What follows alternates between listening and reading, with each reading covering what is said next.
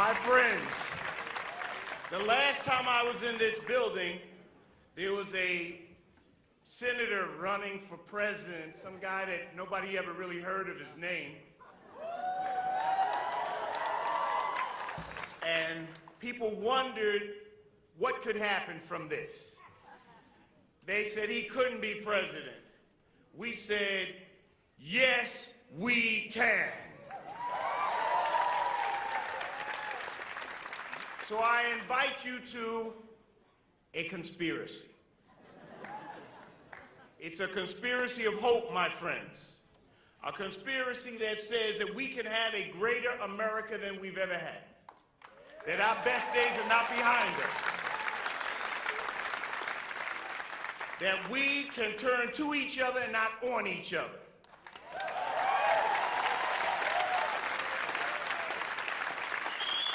In order to do this, we're going to make sure that we are the tip of the spear. That from this point on, you've been deputized. You need to get out there and get to your friends, your neighbors, and everyone and let them know that hope is alive.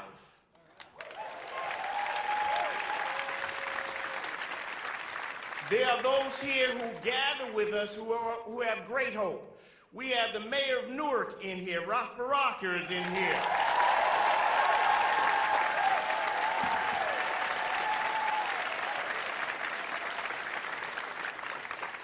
We have the deputy speaker of the New Jersey General Assembly, John Wininski, is in here.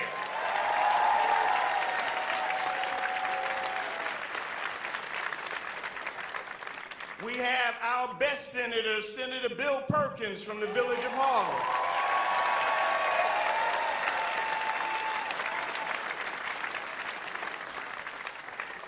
We have Gerard Rice from the New Rochelle City Council.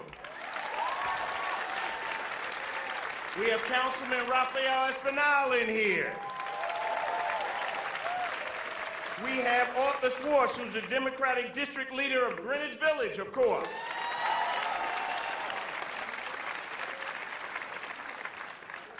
But you're wondering, who am I?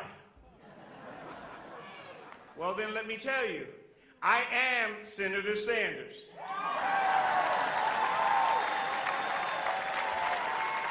I'm sorry, who were you expecting? No, it's true. I am Senator Sanders. I am Senator James Sanders from the State Senate of New York.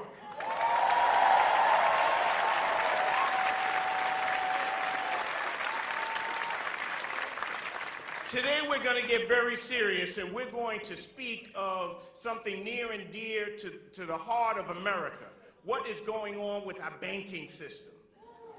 If we lose that battle, my friends, the rest don't count. Why am I here to tell you of it? Well, I could tell you that I'm telling you this because I'm the former chair of economic development for the city of New York, the first African American to have that.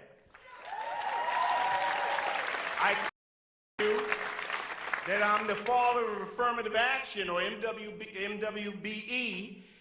in New York, but recently appointed his task force.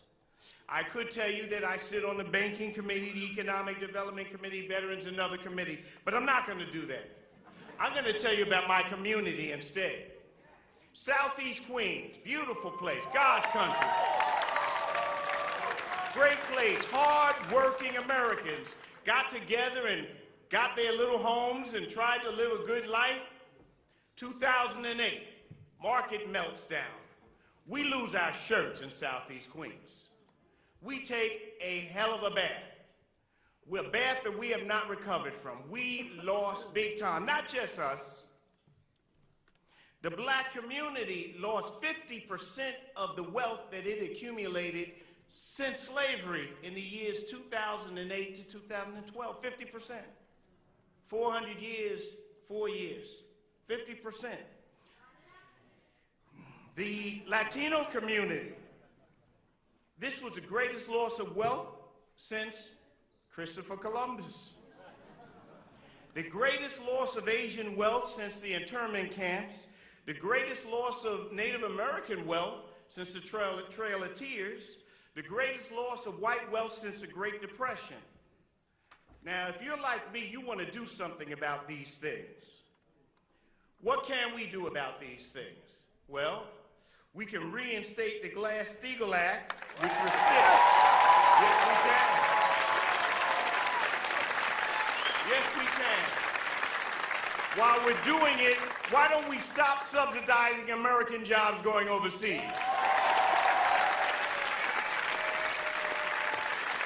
Since that's true, we might as well make sure that we don't destroy the unions that gave us the middle class.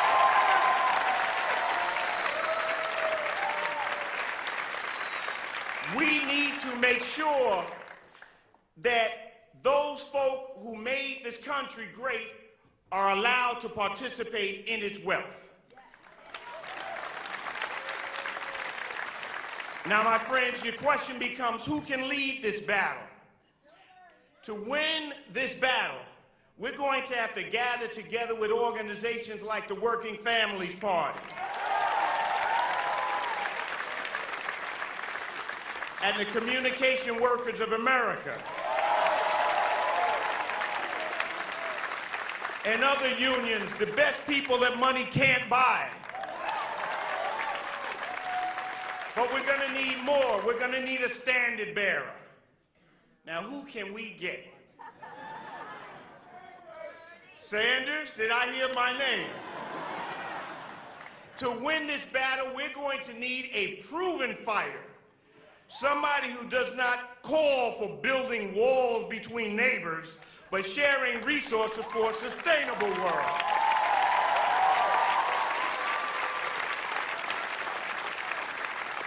We don't need a leadership that changes its mind with the passing breeze, but who has held principles that are breath beltway. We need a leader who is not chained to false ideas of what America was, but is open to the gorgeous mosaic of what America is becoming. Now, I want you to do one more thing with me, and then I'll get off the stage. Big Apple, I want you to, in fact, I invite you to show the Empire State, and indeed the whole nation, that we can choose community over chaos, that our lives are not simply a war of all against all. In New York City, we're starting to feel the burn. In New York City, we want Bernie. Will those who have dreams left please put your hands together and help me welcome the next President of the United States, Senator Bernie Sanders.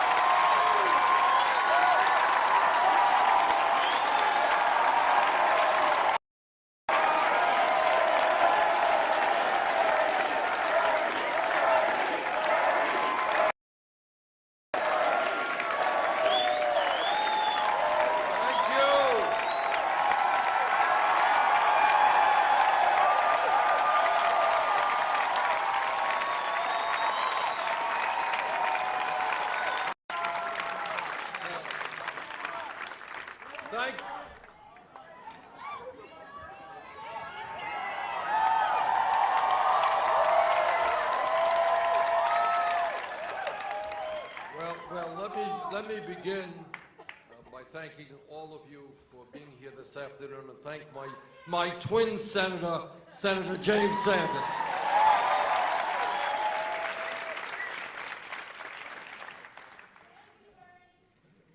The American people are catching on.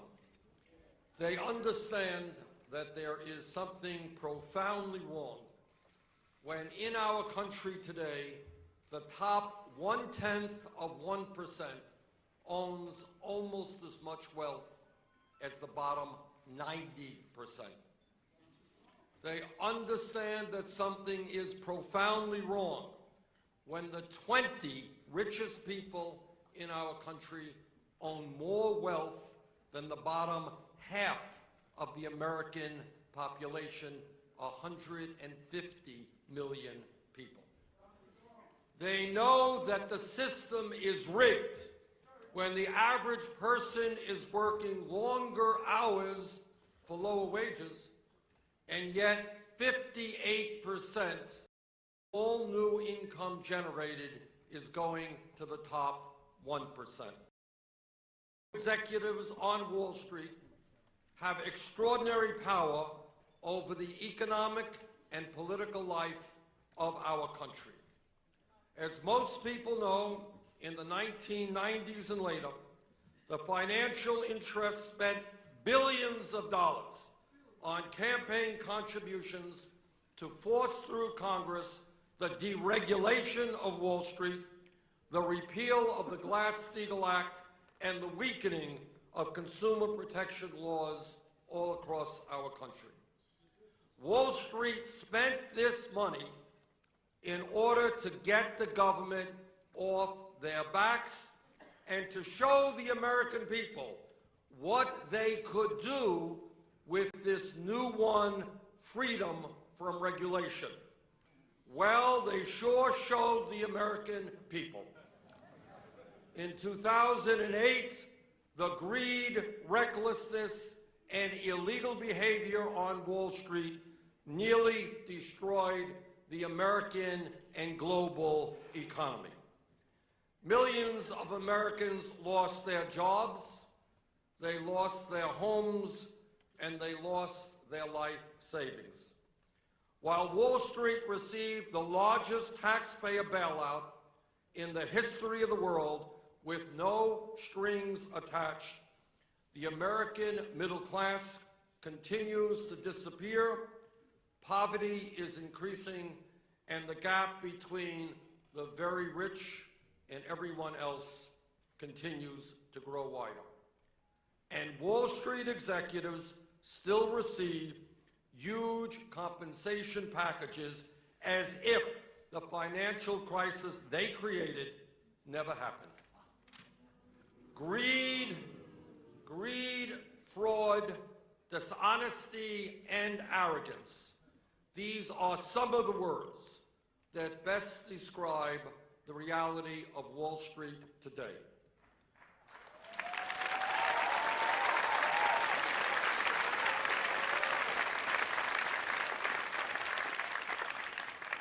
So to those on Wall Street who may be listening to my remarks, and I'm sure there are many of them, let me be very clear. Greed is not good.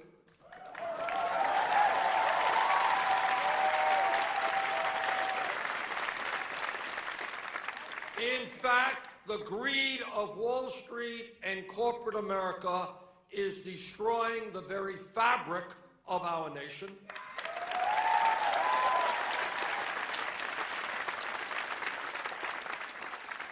And here is a New Year's resolution that I will keep if elected president, and that is, if Wall Street does not end its greed, we will end it for them.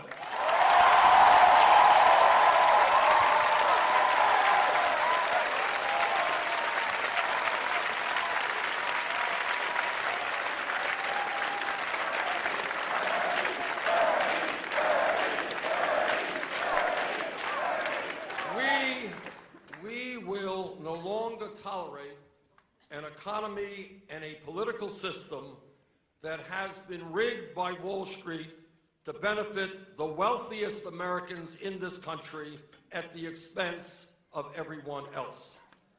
While President Obama deserves credit for improving this economy after the Wall Street crash, the reality is that a lot of unfinished business remains to be done.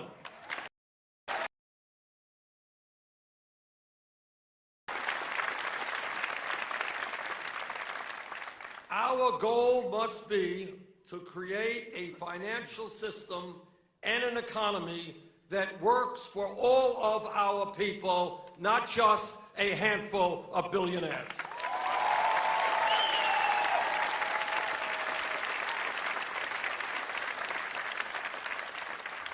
That means we have got to end once and for all the scheme that is nothing more than a free insurance policy for Wall Street, the policy of too big to fail.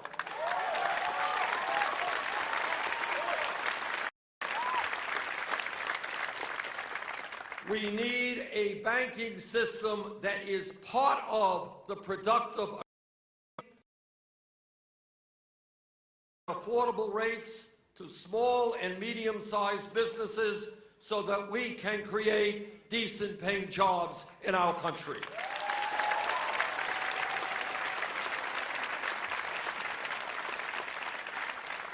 Wall Street cannot continue. 2008, the taxpayers of this country bailed out Wall Street because we were told that they were too big to fail. Yet today, 3 out of the 4 largest financial institutions, J.P. Morgan Chase, Bank of America, and Wells Fargo, are nearly 80% bigger than before we bailed them out because they were too big to fail. Incredibly, the 6 largest banks in this country issue more than 2/3 of all credit cards and more than 35% of all mortgages. They control more than 95% of all financial derivatives and hold more than 40% of all bank deposits. Their assets today are equivalent to nearly 60% of the GDP of the United States of America. Enough is enough.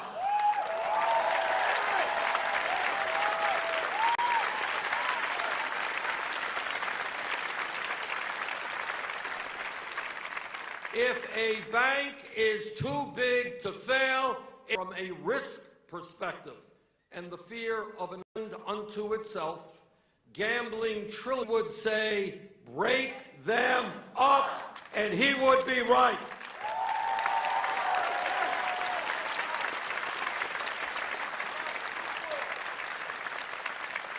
That's exactly what we have to do, and here's how I will accomplish that. Within the first 100 days of my administration, I will require the Secretary of the Treasury Department to establish a too-big-to-fail list of commercial banks, shadow banks, and insurance companies whose failure would pose a catastrophic risk to the United States economy without a taxpayer bailout.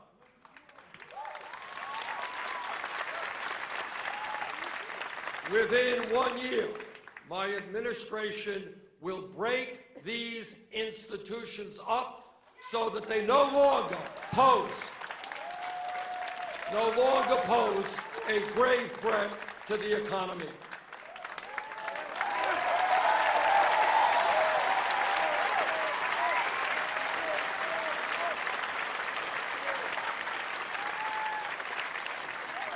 And together we will reinstate a 21st century Glass-Steagall Act to clearly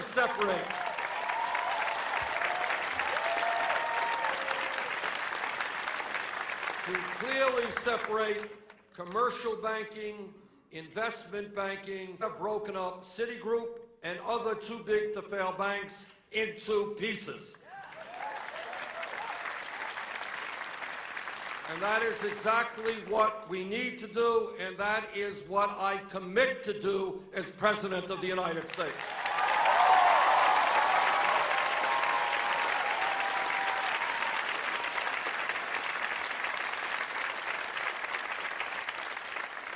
Now, my opponent, Secretary Clinton, says that Glass-Steagall would not have prevented the financial crisis because shadow banks like AIG and Lehman Brothers, not big commercial banks, were the real culprits.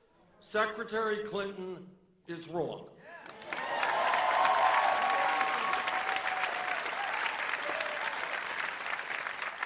Shadow banks did gamble recklessly, but where did that money come from?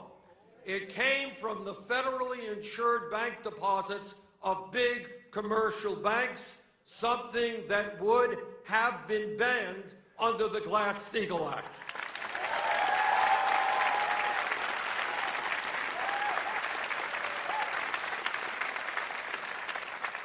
Let us not forget, President Franklin Delano Roosevelt signed this bill into law precisely to prevent Wall Street speculators from causing another Great Depression. And it worked for more than 5 decades until Wall Street watered it down under President Reagan and killed it under President Clinton.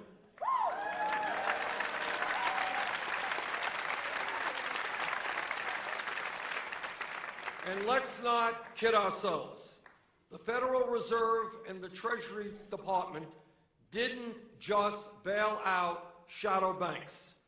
As a result of an amendment that I offered to audit the emergency lending activities of the Federal Reserve during the financial crisis, we learned that the Fed provided more than $16 trillion in short-term, low-interest loans to every major financial institution in this country, including Citigroup, J.P. Morgan Chase, Bank of America, Wells Fargo, not to mention large corporations, foreign banks, and foreign central banks throughout the world.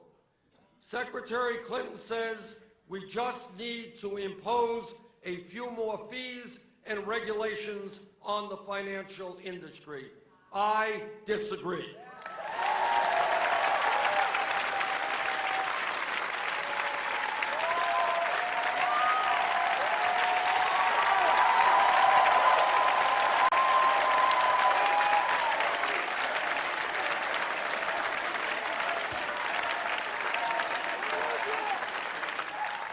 As former Secretary of Labor Robert Reich has said, and I quote, "Giant Wall Street banks continue to threaten the well-being of millions of Americans." But what to do?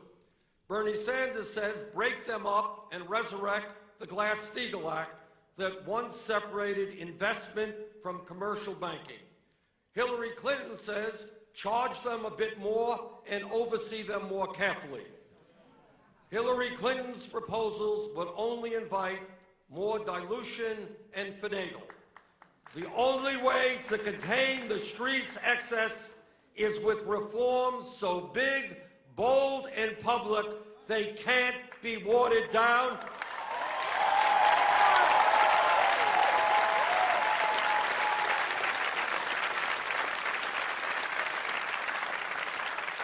Busting up the biggest banks and resurrecting Glass-Steagall, end of quote, Bob Reich.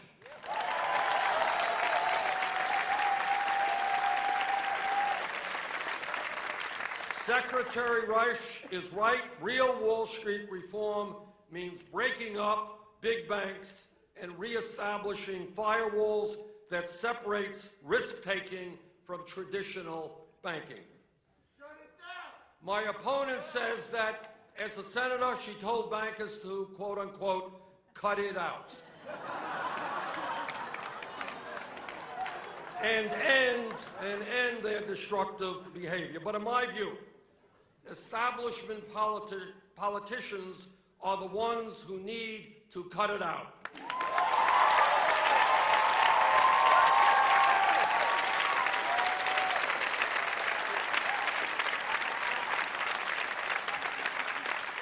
The reality is that Congress does not regulate Wall Street. Wall Street, it's... Hey.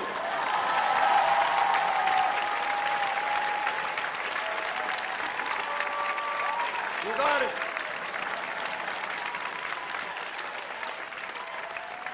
And you know what? As president, we're going to end that reality.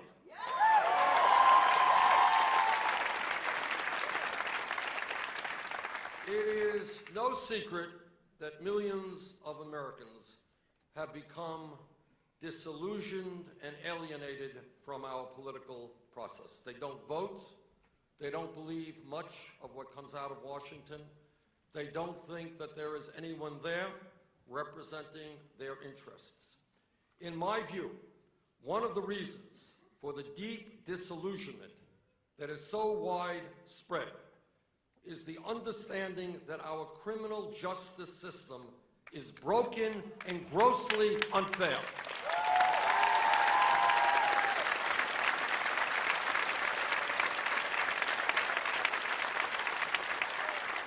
It is broken, it is unfair, and we do not have equal justice under the law. The average American sees kids being arrested and sometimes even jailed for possessing marijuana or other minor crimes. But when it comes to Wall Street executives, some of the wealthiest and most powerful people in this country whose illegal behavior caused pain and suffering for millions of Americans, somehow nothing happens to them. Nope.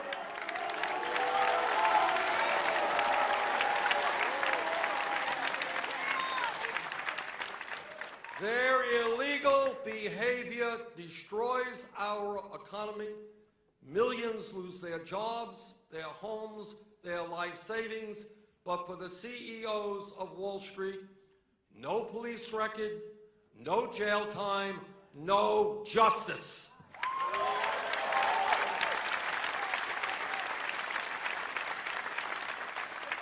We live in a country today that has an economy that is rigged, a campaign finance system which is corrupt, and a criminal justice system which too often does not dispense justice.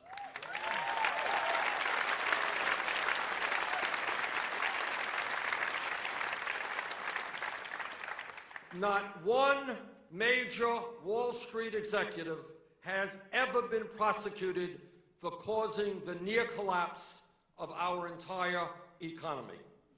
That will change under my administration.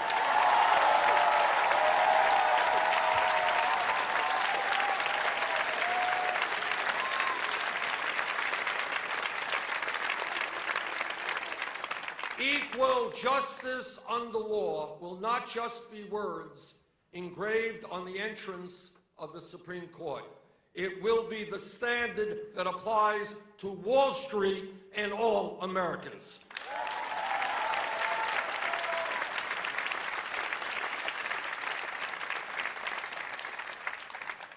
It seems like almost every few weeks we read about one giant financial institution after another being fined or reaching settlements for their reckless, unfair, and deceptive activities. Some people believe that this is an aberration, that we have an honest financial system in which every now and then major financial institutions do something wrong and get caught.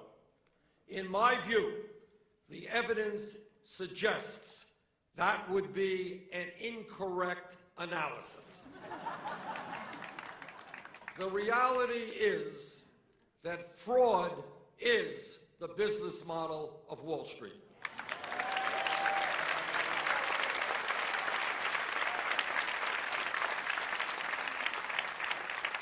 It is not the exception to the rule, it is the rule.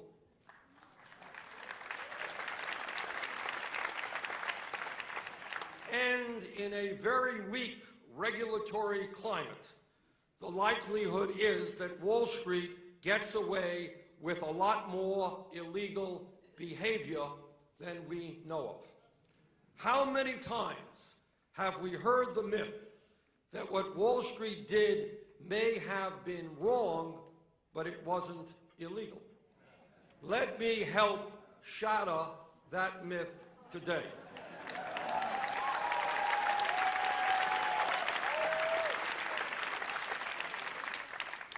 Since 2009, major financial institutions in this country have been fined $204 billion. $204 billion. And that, once again, takes place in a weak regulatory environment. Here are just a few examples of when major banks were caught doing illegal activity.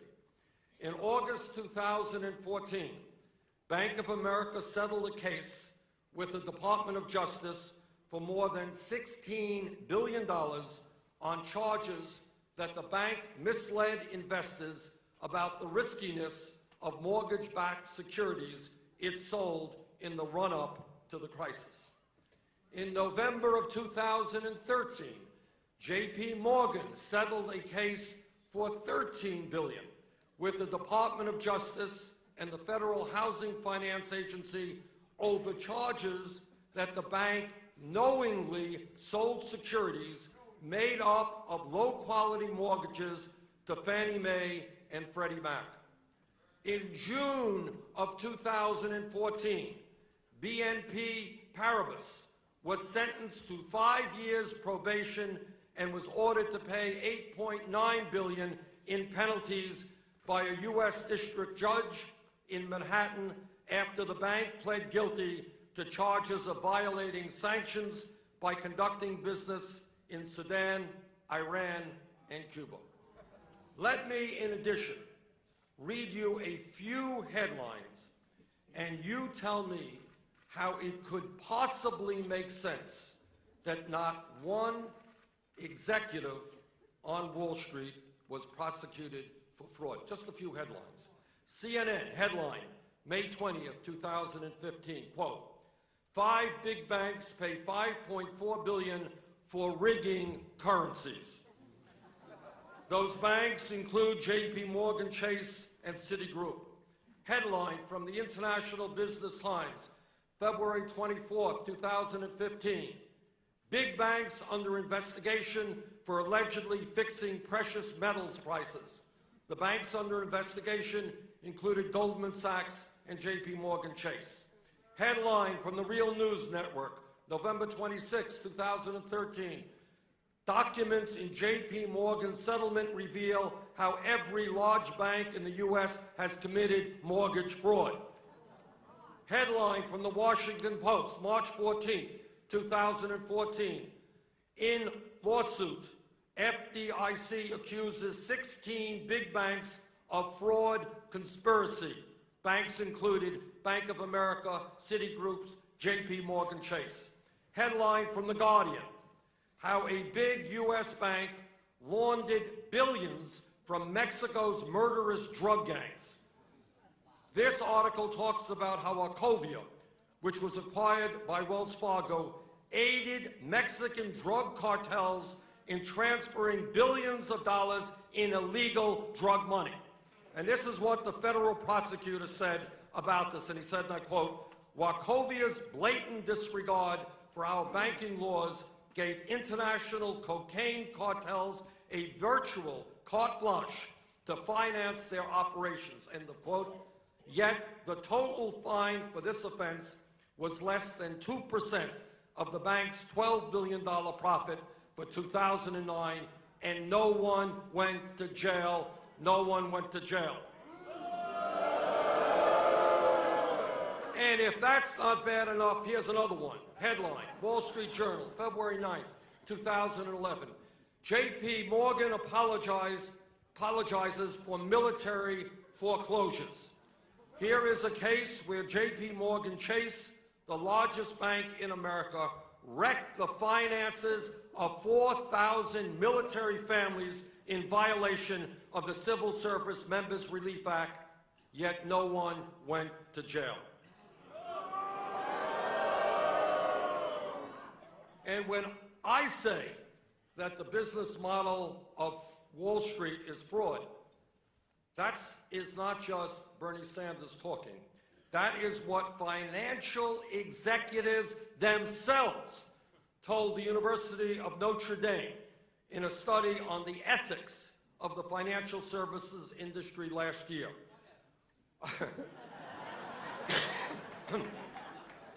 According to the study, listen to this, 51% of Wall Street executives making more than $500,000 a year found it likely that their competitors have engaged in unethical or illegal activity in order to gain an edge in the market. More than 1/3 of financial executives have either witnessed or have firsthand knowledge of wrongdoing in the workplace. Nearly 1 in 5 financial service professionals believe they must engage in illegal or unethical activity to be successful. 25% of financial executives have signed or been asked to sign a confidentiality agreement that would prohibit reporting illegal or unethical activities to the authorities. Here is what one banker from Barclays said in 2010 when he was caught trying to price fix the $5 trillion per day currency market. He said, and I quote, "If you ain't cheating, you ain't trying," end of quote. Here is what an analyst from Standard & Poor's said in 2008, and I quote, "Let's hope we are all wealthy and retired by the time this house of cards falters," end of quote. This country can no longer afford to tolerate the culture of fraud and corruption on Wall Street. Under my administration, Wall Street CEOs will no longer receive a get-out-of-jail-free card.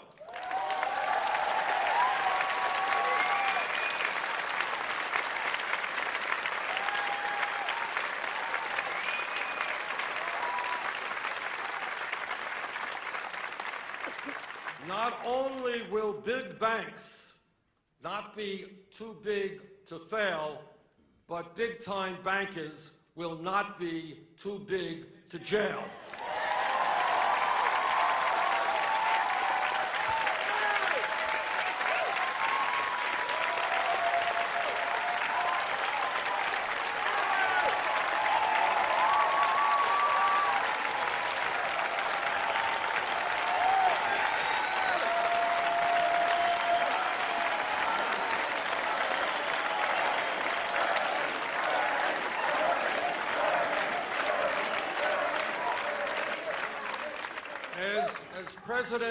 As President, I will nominate and appoint people with a track record of standing up to power rather than those who have made millions defending Wall Street CEOs. Goldman Sachs and other Wall Street banks will not be represented in my administration.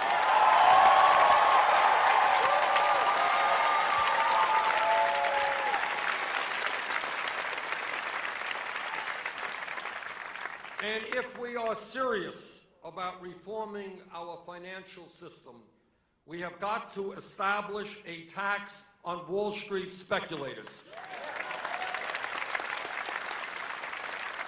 We have got to discourage reckless gambling on Wall Street and encourage productive investments in the job-creating economy.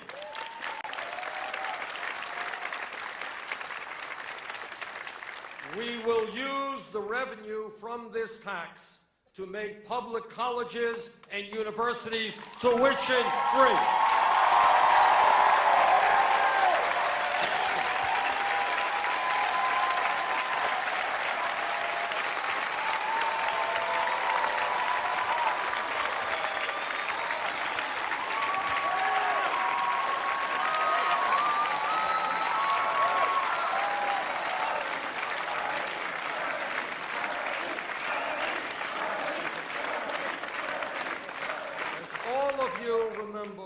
During the financial crisis, when Wall Street's greed and illegal behavior nearly destroyed our economy, the middle class of this country bailed out Wall Street. Now it is Wall Street's turn to help the middle class of this country.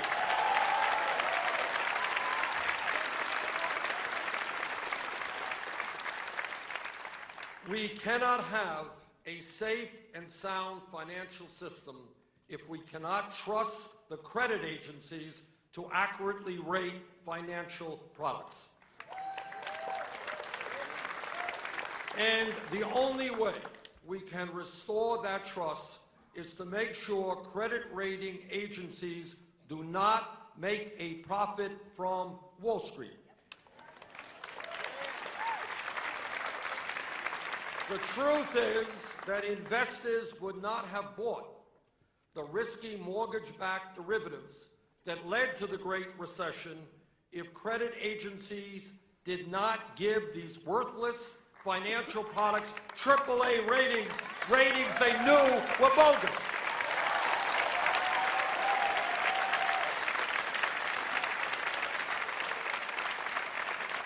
And the reason these risky financial schemes were given such favorable ratings is simple: Wall Street paid for them. Under my administration, we will turn for-profit credit rating agencies into non-profit institutions independent from Wall Street.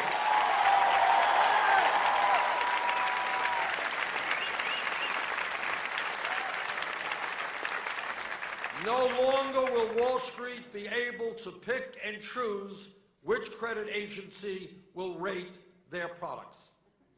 If we are going to create a financial system in this country that works for all Americans, we have got to stop financial institutions from ripping off the American people by charging sky-high interest rates and outrageous fees.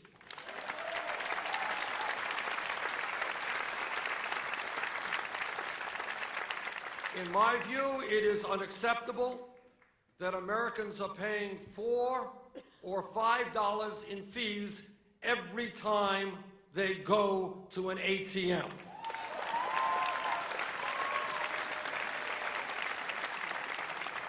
It is wrong that millions of Americans are paying credit card interest rates of 20 or 30%.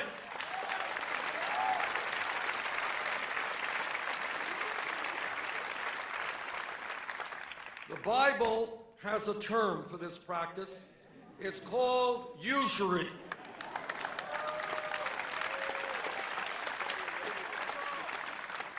And in the Divine Comedy, Dante reserved a special place in hell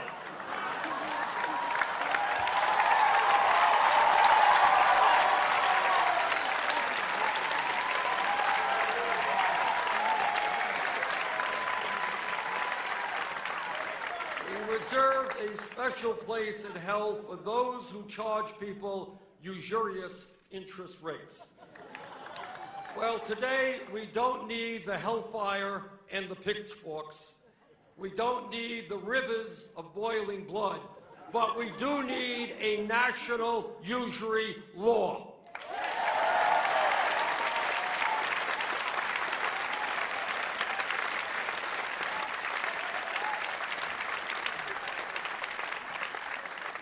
In 1980, Congress passed legislation to require credit unions to cap interest rates on their loans at no more than 15%, and that law has worked well.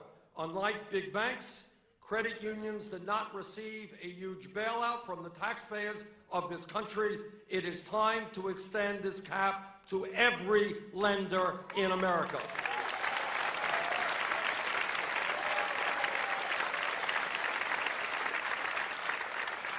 We must also cap ATM fees at $2. People should not have to pay a 10% fee for withdrawing $40 of their own money out of an ATM.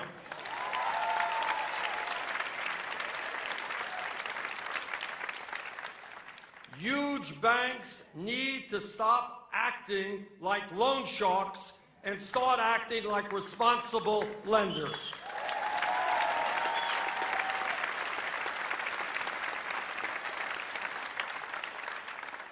We also need to give low-income Americans affordable banking options.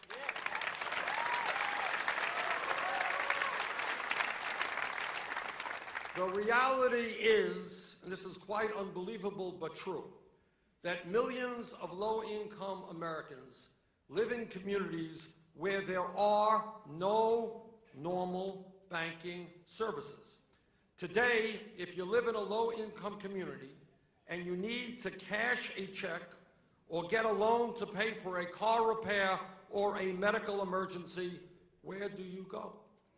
You go to a payday lender who could charge an interest rate of over 300% and trap you into a vicious cycle of debt. That has got to end.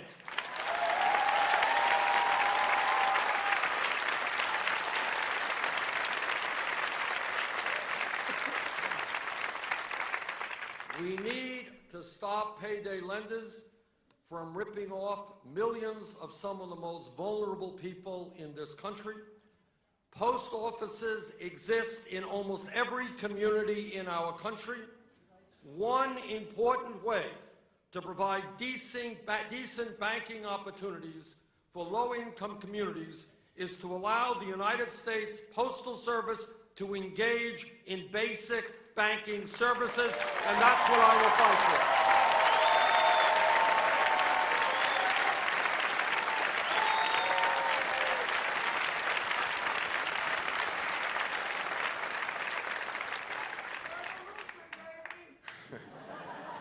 Further, we need to structurally reform the Federal Reserve to make it a more democratic institution responsive to the needs of ordinary Americans, not just billionaires on Wall Street. When Wall Street was on the verge of collapse, the Federal Reserve acted with a fierce sense of urgency to save the financial system. We need the Fed to act with that same boldness today, that fierce sense of urgency to combat unemployment and low wages.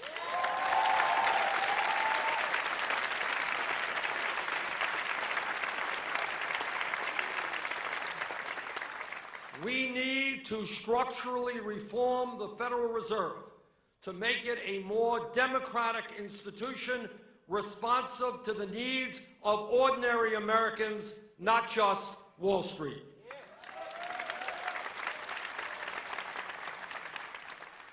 It is unacceptable that the Federal Reserve has been hijacked by the very bankers it is in charge of regulating.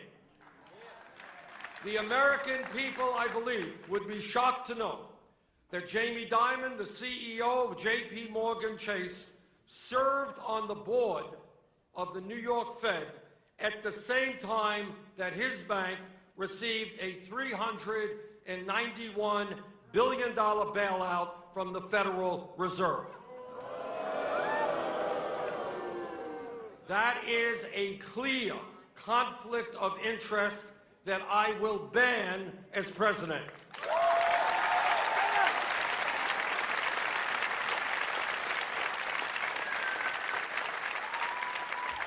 As president, I will not allow the foxes to be guarding the henhouse at the Fed.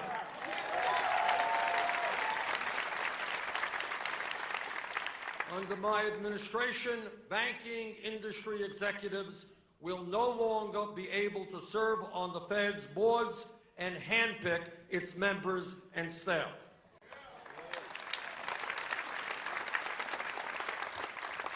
Further, the Fed should stop paying financial institutions interest to keep money out of the economy and parked at the Fed. Incredibly, the excess reserves of financial institutions that are sitting in the Federal Reserve have grown from less than $2 billion in 2008 to $2.4 trillion today. That is absurd. Instead of paying interest on these reserves, the Fed should charge them a fee that could be used to provide affordable loans to small businesses to create jobs all over America.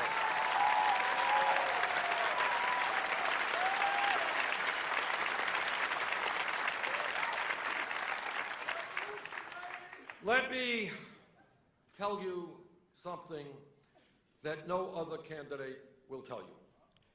No president, not Bernie Sanders or anyone else, can effectively address the economic crises facing the working families of this country alone. No president can do it alone.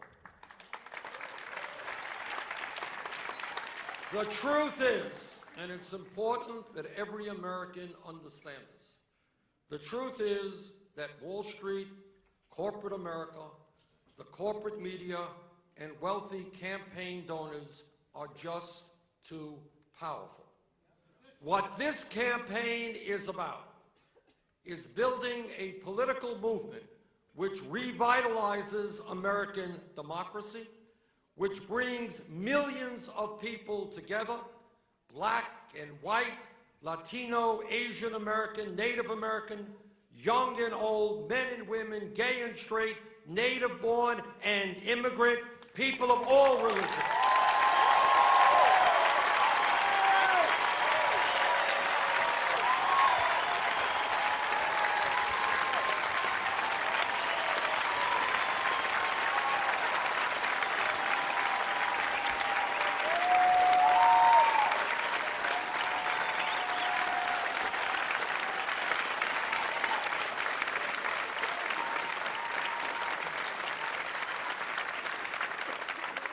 Yes, Wall Street does have enormous economic and political power. Yes, Wall Street makes huge campaign contributions. They have thousands of lobbyists, and they provide very generous speaking fees to those who go before them. Yes, Wall Street has an endless supply of money. But we have something they don't have. And that is that when millions of working families stand together, demanding fundamental changes in our financial system, we have the power to bring about that change.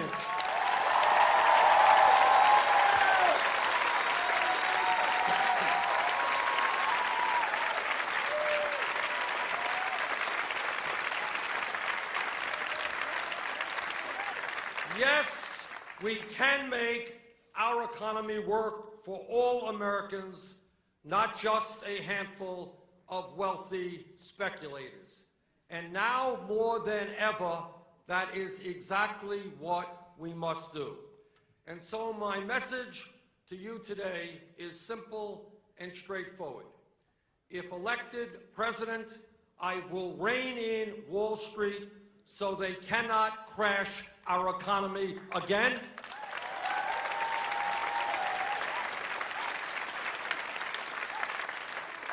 Will the folks on Wall Street like me? No. Will they begin to play by the rules if I am president? You better believe it.